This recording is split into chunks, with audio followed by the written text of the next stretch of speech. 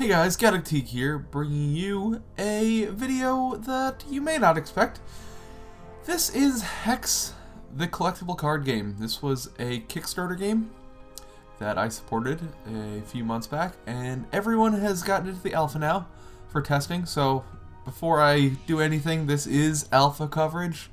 There are lots of bugs and lots of not implemented things, cards not in there, things that don't work, so lots of bugs that you have to forgive, and if you see anything kind of kooky, I'll point it out, or if you see anything kooky that I don't point out, it's alpha, so give them the benefit of the doubt.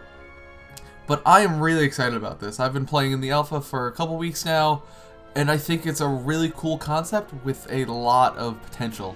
So in this video, I'm going to take a look at exactly what is HEX and the basics of the actual game. A lot of the peripheral things are not yet implemented, but their goal is to make an MMO TCG, which is really cool. You could level up your champion with different talent trees, you can have different things outside of the game. There's a whole crafting system where you can, socket gems into cards, which is cool and it's something I'll go over. But I think there's a lot of potential for this, and as someone who loves MMOs and loves TCGs, this thing is right up my alley. So, the basics are, this is the card or deck manager, and here you will see the different card types and shards. And if you have played either Magic the Gathering or Hearthstone, you probably know a lot of mechanics about TCGs, and I'll probably liken a lot of things to those two games because that gives you a good baseline of knowledge. But I think this game iterates on those two systems, kind of melds them together and makes it working on the computer, because anyone who's played MTGO Online, or MTGO Online is alliteration, but repetition, not alliteration, whatever. You know that the online system for that game is just terrible. It is poorly implemented. There's so many things, so many bugs, so many things that need to be worked on there. So I think this improves on that online experience. And Hearthstone, the depth of that it's really shallow, to be honest. That game, to me, is really boring just because there isn't really that depth as you get into as you get with games like Magic the Gathering. So I think this game melds those two perfectly, and I think this is gonna be my online TCG of choice going forward once it goes live. So let's talk about what we have here. You have your 5 shards. These are similar to your colors as in Magic the Gathering. You have Sapphire, Blood, Diamond, Wild, and Ruby. So those are your 5 colors. They are similar to, like I said, your colors in Magic. And then you have your card types, your troops, which are like creatures, or your troops in Hearthstone. You have your basic actions. These are sorceries. You have your resources, which are kind of like your lands. So unlike Hearthstone, there is resource management in this game. You have your quick actions, which are like your instants, and you have your constants, which are kind of like your enchantments. So let's hop into a game here, and we'll talk about how the game works. I'm going to hop into a game with AI, and I'm going to play what's a good deck? I think the Shinhair deck is actually a really good one to show you the basics of the game. So the Shinhairs are rabbit people, which are pretty cool. And you will see here that the game starts out with a coin flip to decide who goes first. If you go first, you do not draw on your first turn. If you go second, you get to draw on your first turn. So you have the option to draw or mulligan with 1 card less. This hand, I have some decent stuff, so I will keep this hand. Now, if we look at my cards, and we will look at this card right here, the Cottontail Ronin. You can see in the top left there is a cost. This is the amount of energy you need to expend to use the card. Underneath it, and this was kind of confusing to me at first, there are these rows of different diamonds. And that is the threshold of that color in which you need to achieve in order to play that card. So we'll see here, there are a few different resources in this game. And these are your resources. So this is a wild shard. It is the green color shard, and it would allow me to play the green color things. So I'm going to play the wild shard, and you'll see it gives me 1 of the resources here. It also gives me 1 active resource, and 1 passive resource. So the passive resource is how many resources you're going to get at the beginning of your turn. At the beginning of your turn, your active resources pool fills up. You can spend your active resources pool on either your turn or your opponent's turn, and anything you don't use gets lost and gets replaced on the next turn by your passive resource. And then you also have the threshold, which allows you to play cards like this. You'll see cards like Murder have 2 of the purple in the threshold. So I would need to play 2 of the blood shards in order to play the card Murder. This may seem confusing, but it actually is really cool because certain things allow you to work the system a little better than, say, in Magic the Gathering, where you need 2 islands to play anything that is 2, and if you wanted to play another 2 of an island card, you need 2 more of those. In this, the threshold, once it's met, you can spend any number of resources, because your resources are generic. They can be used on anything. You just need to achieve whatever's in this threshold in order to be able to play that card. The other resource you gain is whenever you play one of these shards, you gain 1 of your champion's resource. And you'll see here, every deck gets to start with a champion. This is similar to the WoW TCG if you played that. And you'll see here that for this champion, it has a threshold of diamond. I don't know why some of these decks are not necessarily set up correctly. I think they just give you a random champion when you play the basic decks, because I don't think you play diamonds in this deck. But for this champion's ability, you can see if you have a threshold of 1 diamond, for a basic ability, which is at sorcery speed, you can pay 4 energy, and that's these. And this stores in a separate pool every time you play one of these shards. Like I said, you can give target troop permanent +1/+1. So that's cool. There's lots of different resources to manage, and I enjoy that. So I'm going to play this troop here. You can see troops, they have in the bottom left, they have their power. This is what they attack for. And in the bottom right, they have their defense. That's what their defense is. If their defense goes to 0, they go to the graveyard, and it takes that much damage to actually kill them.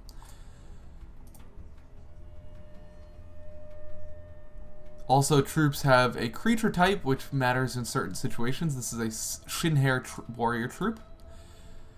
And he also has the ability, which you see in here. And the ability Rage says that whenever this troop with Rage X attacks, it gets +X attack and +0 defense permanently.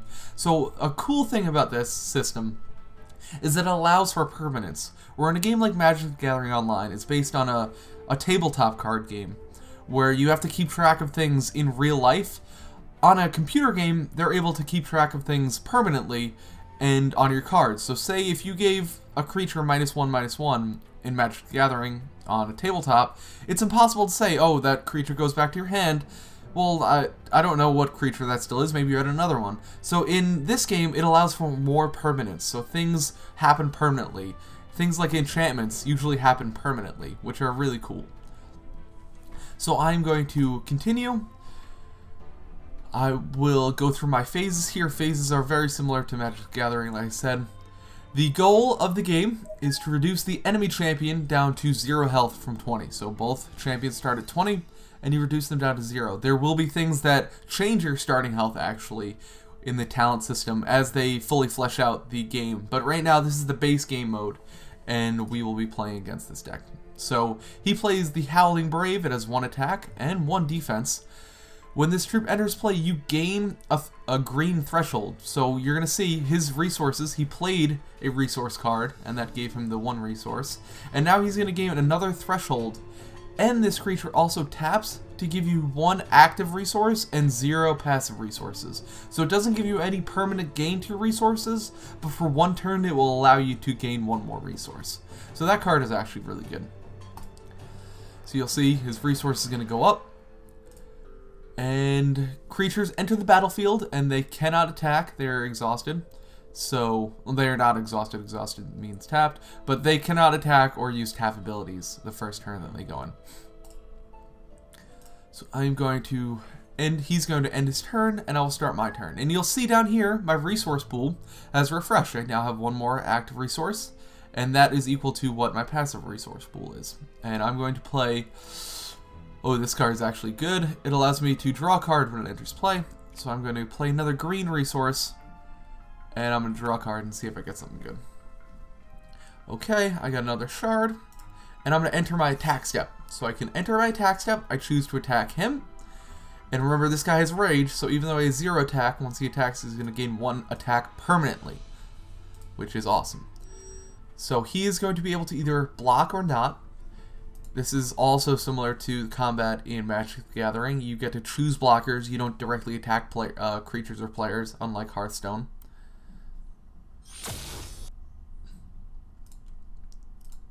And that will be the end of my turn. And now on his turn, he gains the 1 resource back, plays a shard, and plays another Howling Brave. Now he can actually tap this guy, as you're seeing here, and you'll see his resource pool will go back up to 2 because he gains 1 active and 0 passive. So you're going to see him gain 1/0 in the resource pool. And now he can play something else. And he's already ramped up to 4 threshold, although you can see the AI is not necessarily the smartest because he didn't really use it. I guess he could use it on my turn for something, but we'll see. I'm going to play a blood resource and then play the Blood Cauldron Ritualist, who allows you to sacrifice another creature, and this creature will become a 4/4. So I'm going to play that.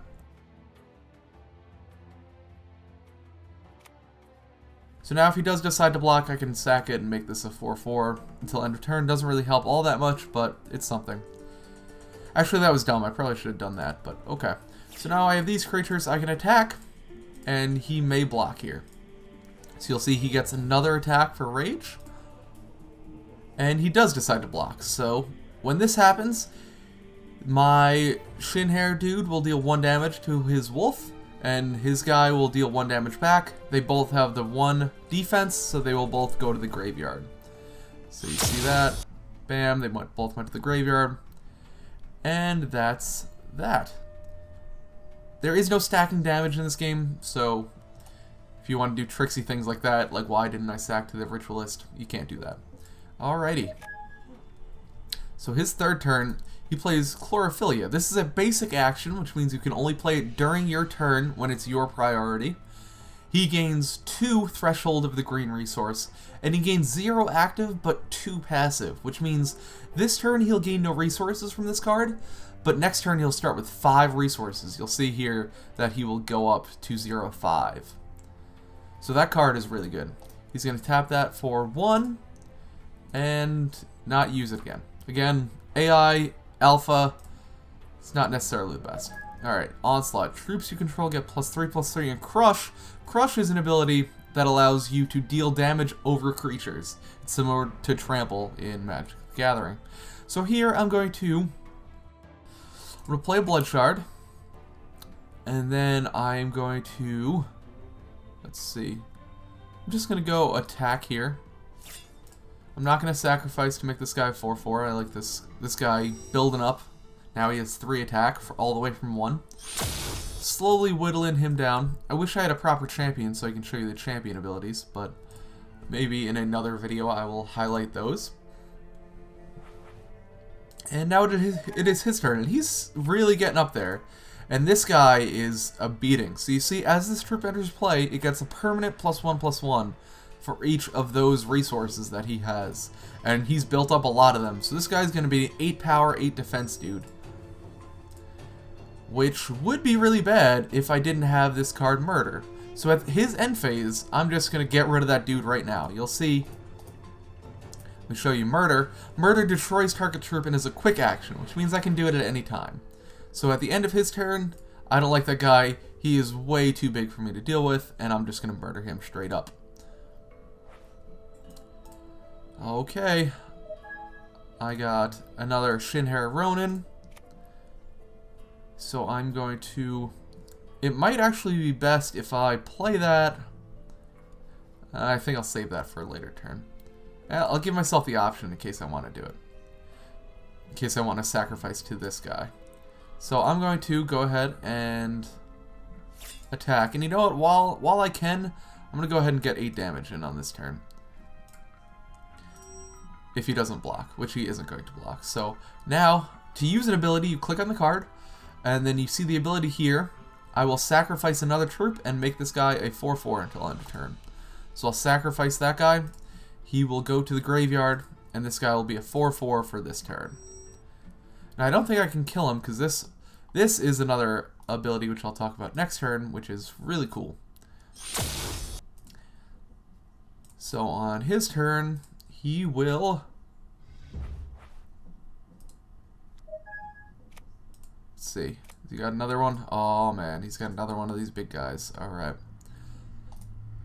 So he's going to be a 9 power, 9 defense on this turn. And he's got another guy that you pay 4, and he gets a permanent +1/+1. Jeez. I don't know if I can do this one. Alright. Alright, I could play a Blood Shard. Now, this is the card I was talking about last turn. So target troop gets +3 attack, +3 defense. Has a 1 cost with a 1 green threshold. I definitely have that at this point. But the cool thing about cards, like I said, is the permanence of them. This card is, after you've played it, you shuffle it into your deck, and its cost becomes a permanent 0. So if at any time later in the game I draw this one, its cost will be reduced to 0. There's also another mechanic in the game called Escalation, which when you play it, it does a certain amount, say it does 2 damage, but when you finish playing it, it gets shuffled into your deck, and next time it does 4 damage, and then 6 damage, and then 8 damage. So there's really cool things that you can do because this game is just a video game on the PC instead of a card game in real life. So, I don't know if I can do anything. He's got the 9/9.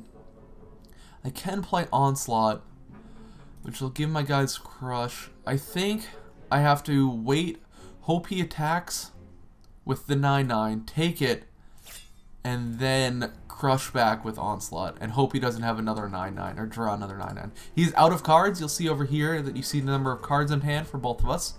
You'll see our life totals and our charge numbers. His charge ability is if he has 3 green, he can play 8, and he gets a Mammoth Squirrel Titan put into play. Now, with Mammoth Squirrel Titan, I haven't seen. He's probably an 8 power, 8 defense guy, I think. But there are cool things like that where it, instead of having to describe exactly what the card is, it can just put the card name. I just wish there was a better way for me to see exactly what that card does, to see what a Mammoth Squirrel Titan is. But I'm sure they will add something like that going forward. This is the alpha, like I said. So I'm going to pass my turn. My priority. He is going to hopefully not play anything. This one's going to hurt. He can pump that guy up a lot. So you're seeing here, he's going to use the ability, pay for it, and give it a permanent +1/+1. So he makes it a 3/3. He's going to make it a 4/4. And this is actually good because I'm going to be able to win on the swing back. I actually think he just killed himself. I don't think there's anything that costs 0 that can save him from surviving my 5. So I'm just going to wait. I'm just going to attack with these guys. If he has some kind of trick, I can pump the other one, and hopefully that's enough to win. And does he just lose? Alright, so there we go. And then you have this nice victory splash screen, which game stats will be coming soon. So that is the basics of HEX. I do plan on doing more videos in HEX because I do like this game so much. It's right in my wheelhouse. It's TCG plus MMO. That equals what I want to be playing. So I hope you've enjoyed this video. Let me know what you want to see. If you like this video, if you want to see specific things, maybe you're in the alpha, want to see me try out a deck, or if you want to play against me, you know, just let me know in the comments, and I will be more than happy to do more videos on this. So thanks for watching, guys, and I'll see you next time.